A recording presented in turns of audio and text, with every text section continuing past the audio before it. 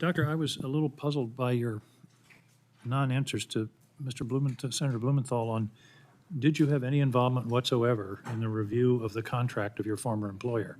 And don't tell me you followed the law. I'm asking you a straight-up question. Did you have anything to do whatsoever in the review of the contract of your former employer? Senator King, I did not review the contracts of my former employer. Did you have any involvement whatsoever in that process? Senator King, I am not a contracting officer nor a contracting authority. I do not have that authority. Only a warranted contracting officer has the authority to award, modify, I negotiate, understand or that. terminate a I'm contract. asking a pretty straightforward question. Did you have anything to do whatsoever with the review of the contract of your former employer? That's a pretty straightforward yes or no question. I did or I didn't. Senator, I have not reviewed the contracts of my former employer. That's not what I asked. I asked, did you have anything to do whatsoever with that review? Senator, I have not reviewed any contracts of my former employer. Okay, Again, I'm not a that's the third time contracting you've given authority. me that answer, and for the third time, I'm going to say that's not what I'm asking. I'm asking, were you involved in any way whatsoever with the review of the contract of your former employer? Senator King, I've answered that. I am not a contracting official or contracting authority. I have All not right. reviewed the contracts of my former Failure to employer. answer that question, you just lost my vote on this nomination. In your opening statement, you used the term risks 3 or 4 times or 5 times with regard to the people under your supervision. I don't want the people under your supervision that are making decisions about benefits for veterans taking risks. What in the world did you mean by taking risks? Senator, when you employ new technology, and I think you know that from your time at LL Bean per our discussion when I visited you, there's opportunities for folks when you've got to learn your mistakes. You got to fail fast. You do that in a test environment, understanding the constraints of the technology and how it's going to interface with the legacy systems when you go to a live environment. So test it in a production environment. Fail fast, learn faster. I just don't like the idea of a test environment and risk being taken with people's lives and disability compensation. You can take, if you're talking about working a model, that's one thing. But if you're talking about real people and real decisions, the idea of risks and experimenting is not acceptable. What role did you have in the whole contract cancellation process? Senator King, I recommended a structure for proper review by career senior leaders who independently evaluated contracts to decide which ones to terminate, descope, or not renew. I thought the bulk of the process was done by a fellow at Doge. Were you in charge of that? Did you bring him in? Do you consult with Mr., I can't remember his name, Levine or something along those lines? Senator King, we have no Doge employees. They're VA employees. I know, but the people who did the initial review of the contracts were Doge. Is that not correct? They were VA employees, Senator. They were VA employees. Are you familiar with Sahil Lavinia, programmer enlisted by Doge, which was then run by Elon Musk, who worked at the VA and developed the software that evaluated the contracts? You're denying that he ever was involved in this process? Senator, I didn't say I denied he wasn't involved in the process, nor did I deny I know him. But what I'm clarifying for the record, they were VA employees. He was a VA employee when He was a doing that VA work? employee. He was a VA employee. Do you feel that the contract review process was successful and effective? Senator King, the contract review process has never been done before, but it did allow a lot of the senior leaders responsible, the career leaders responsible for their programs, to be made aware of several of the duplicate contracts that they had under their oversight. Several thousands were canceled, wasn't it 16,000? There's been some dispute. The ranking member said 30-something. The number I've been using is 16,000. Isn't that the correct number? Canceled? No, Senator.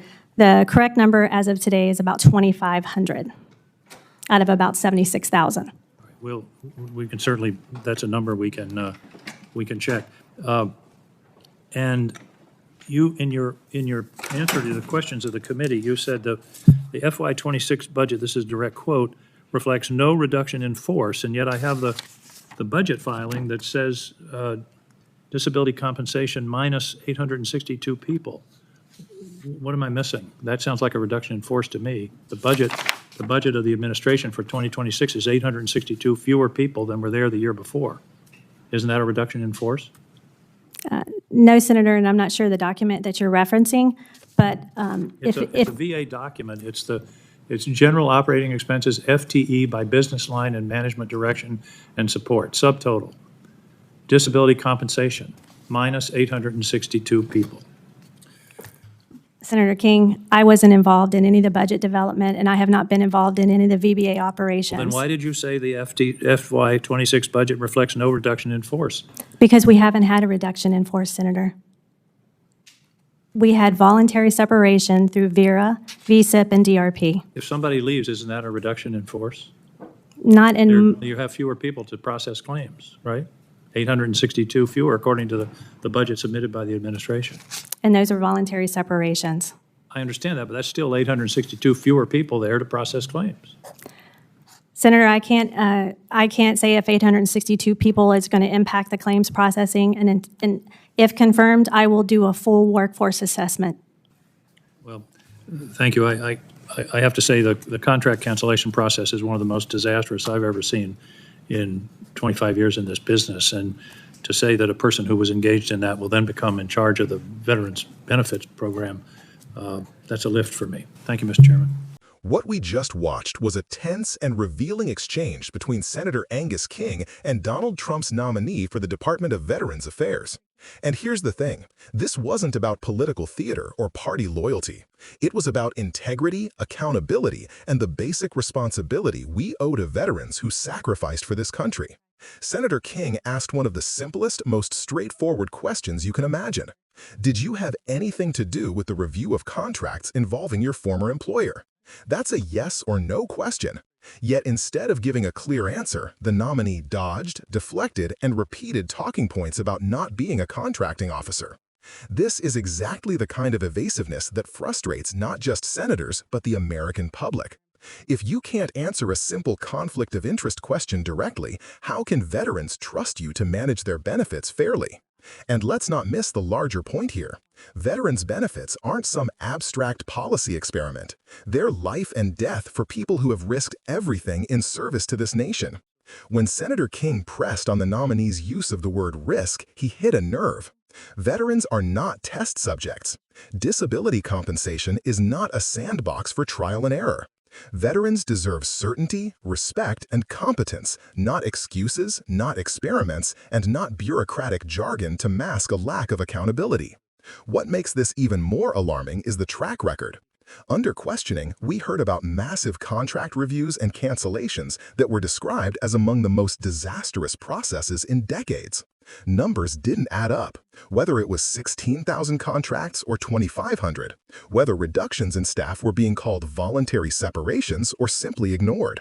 At the end of the day, fewer people processing claims means longer delays and more suffering for veterans. No amount of semantic gymnastics can change that reality. This moment is about more than one nomination. It's about the principle of government service. If a nominee can't provide transparency, if they blur the lines between truth and spin, if they treat veterans' needs like a managerial experiment rather than a sacred obligation, then they are not fit to lead. Senator King made that clear when he said the failure to answer a simple question cost the nominee his vote. That wasn't political posturing. That was accountability in action. And here's the takeaway we all need to sit with. Democracy depends on oversight. Senators, Republican or Democrat, must ask the tough questions, especially when it comes to veterans. Because if nominees can't handle scrutiny in a hearing, how will they handle the immense responsibility of serving millions of veterans across this country? So let's be clear, our veterans deserve better. They deserve leaders who answer questions honestly, who acknowledge mistakes, and who put service over self-interest. Anything less isn't just inadequate, it's disrespectful to the very people who wore the uniform for us. If you believe our veterans deserve real accountability, real transparency, and real leadership, then now's the time to raise your voice. Call your representatives. Demand that nominees are held to the highest standard. Because our veterans gave us their best, and the least we can do is fight to give them the best in return.